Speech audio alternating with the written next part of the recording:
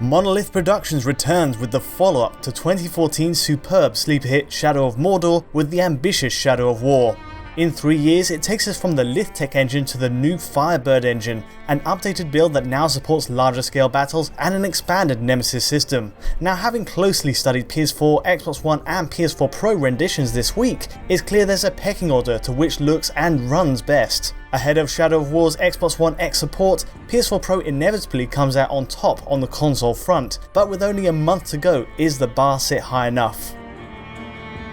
This is a comparison of console versions and I'll be looking at PC down the line. Even so, the PC version is well worth mentioning, insofar as showing how Monolith handles 4K support across the board. Essentially, PC users running at 4K need to download 2 add-ons to get the most out of the game. On PC, that comes in the form of a 4K cinematics pack, a 25GB download that replaces all pre-rendered cutscenes with higher resolution movie files. This is available to PS4 Pro users too, and well worth downloading if you're playing on an Ultra HD TV. Just go to the PSN store, download, and make sure it's installed in the add-ons section. Sadly, this is where PS4 Pro's 4K support ends. It's just the cinematics that get a boost and nothing else. On PC meanwhile, there's also a 15GB 4K textures pack on offer, which brings a more exciting upgrade to the actual in-game visuals. It's a VRAM intensive option, but one that bumps up texture resolution across the board, giving crisper, more detailed surfaces that better fit a 4K output.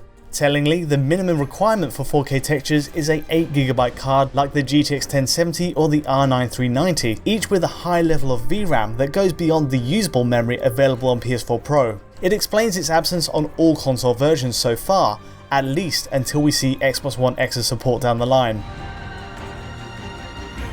From the start then, there's a sense we're not getting a complete 4K package on PS4 Pro, but to what extent does it matter? Well, here's the console in action with 4K output mode selected, and of course that cinematics pack installed as well. Shadow of War offers 2 options to cater for the PS4 Pro crowd, a toggle to prioritize either native resolution or visual quality.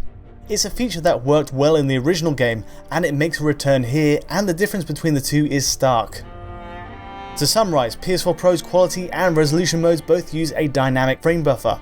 This adjusts the number of pixels pushed by the machine per frame based on rendering load, and the target would ideally be a full 3840 by 2160 as was possible in the original game. However, even testing this on low demand scenes, I've yet to see Shadow of War truly hit 2160p. In fact, staring at the sky on PS4 Pro only gets the machine to a maximum of 1830p.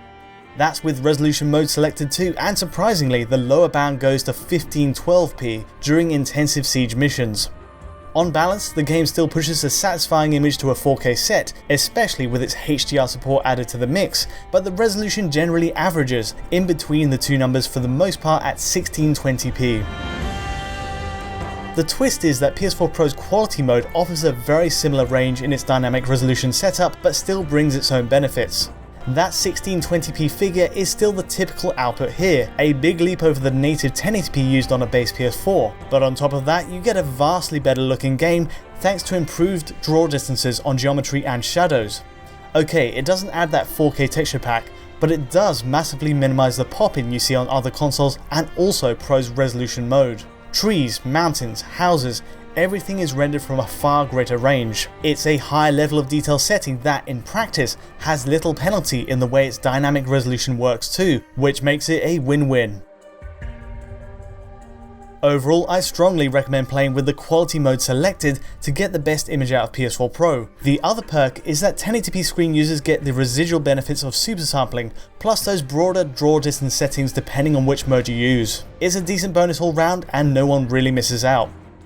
On top of draw distances, PS4 Pro improves one other aspect over base PS4. Ambient occlusion runs at a high quality setting in general, whether you're playing in quality or resolution mode, helping to spread shade more evenly across corners of the game. It's a small change in rendering method, but the implementation on both is still quite heavy-handed. Otherwise, there's little to report in terms of PS4 Pro upgrades. Once you get past the broader level of detail thresholds, the geometry itself is identical up close. The other concern is that textures are also precisely identical to the base PS4 and Xbox One experience. This is a concern because across the game on PS4 Pro, it's hard not to notice the inconsistency in asset work from one object to the next. On the positive end of the spectrum, there's a beautiful use of parallax occlusion maps running across the ground, giving 3D depth to the mud trails and snow footprints. It looks great. However, move too close to the watchtowers and you'll start spotting textures that really don't feel like they belong to this generation. Here's an example on PS4 Pro. Normally, I wouldn't nitpick what could be a one-off streaming glitch, but this happens so frequently in my playthrough and it does stand out on a 4K screen. The fact is, these low-res assets are used on PS4 Pro, Xbox One and PS4 Pro without exception, and some even make it into pre-rendered cutscenes, suggesting this isn't a mistake. Maybe we'll see an update to address it somehow, but right now this happens consistently enough to be a distraction from a decent looking game. Next to PS4 Pro, the other versions are mainly divided by their rendering resolution. On a base PS4, we have the native 1920 by 1080 used in the original game, while Xbox One also targets a full 1080p but dynamically adjusts itself based on load. In taxing scenes, for example, that means Microsoft's machine outputs at 90% on each axis, at 972p, though plenty of the game still operates at a full 1080p. The drops in resolution on Xbox One happen often enough to create a blur on fine details like grass, and of the two, PS4 is an easy pick based on image quality alone. Elsewhere, most settings like draw distances are identical on these two machines. There is one exception though. One area that gets a visible downgrade on Xbox One is in shadow quality, meaning you get low resolution shadow outlines from tallying up close to a wall. Even across a great distance, Xbox One's pruning back in shadow quality is clear to see next to PS4 and PS4 Pro, both of which share the same setting. This is typically one of the main leeches on performance in the context of PC games, next to resolution and anti-aliasing, and it's in line with the way the original game was optimized for Xbox One. A quick word on performance before we wrap up. From testing the opening several hours of each format, there's very little in the way of performance drops on any console. Given 30fps is the target, it's clear there's a lot of headroom available to make that happen. PS4 Pro deftly pushes a straight 30 through the intensive castle siege at the start of the game. Its fluctuating resolution is the main compromise in this sense, but by keeping the pixel output in check at every point, frame rates are very smooth from the areas I've tested. A regular PS4 is also very on point on the frame rate front, with barely a blip or stutter as you chase across the map. However, alongside Xbox One, it flags a few minor issues when facing Middle-earth's larger entities in one spot. An adaptive VSync is revealed here, with a few quick tears at the top of the screen. It doesn't register by eye given it's so rare and brief, but it is a sign of how performance drops could manifest as you progress further into the game's later stages. For the bulk of play, it's safe to say PS4, PS4 Pro and Xbox One are well adjusted for 30fps playback. That's the story so far. The headline here is PS4 Pro's 4K support in Shadow of War isn't in a comfortable position ahead of Xbox One X's launch. Despite its dynamic resolution concept working well, keeping image quality at around 1620p, the fact is PS4 Pro's in-game textures desperately needed an upgrade to suit its res boost. It leaves Xbox One X with the chance to take real advantage once it arrives, especially bearing in mind it has the extra RAM to potentially support that high quality 4K texture pack add-on.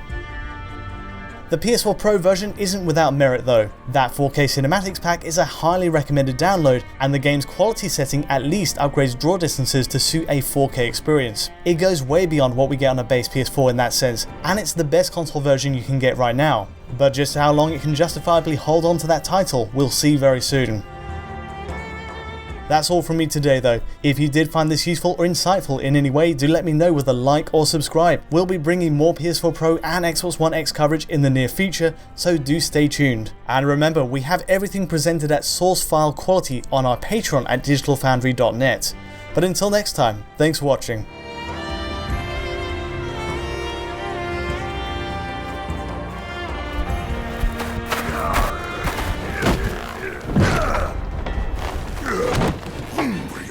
Sadyar.